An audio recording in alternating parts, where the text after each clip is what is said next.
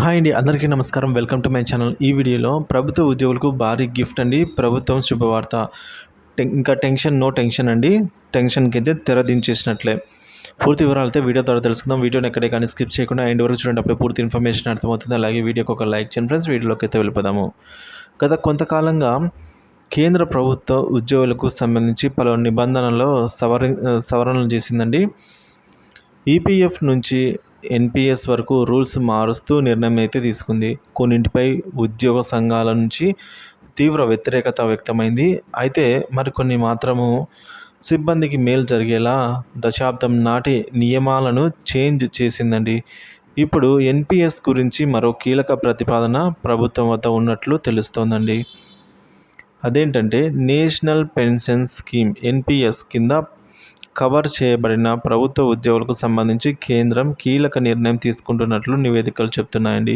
వారు చివరగా పొందిన వేతనంలో 50% పెన్షన్గా స్వీకరించే విధంగా అయితే రూల్స్ తీసుకొస్తున్నట్లు వార్తలు వస్తున్నాయి.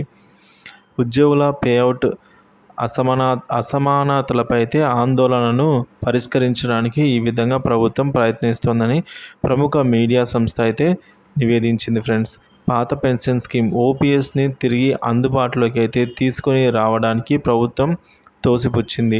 ఆర్థిక సంఘం సిఫార్సులతో దీనికి కొన్ని సర్దుబాట్లు చేసినట్లు నివేదికలో పేర్కొంది.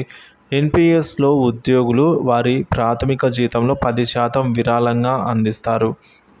దీనికి ప్రభుత్వం నుంచి 14% షేర్ యాడ్ అవుతుంది.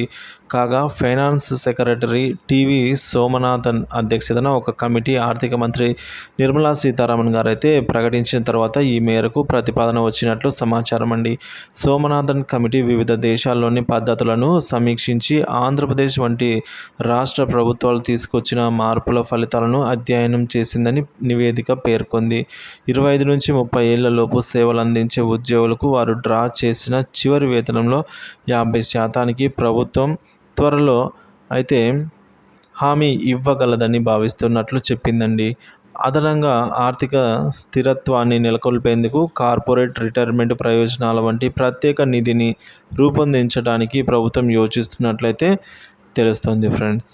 సో ఈ విధంగా ప్రభుత్వం అయితే ఉద్యోగులకు భారీగా గిఫ్ట్ అయితే ఇవ్వనుంది. ఇక నో టెన్షన్ అయితే చెప్పవచ్చు.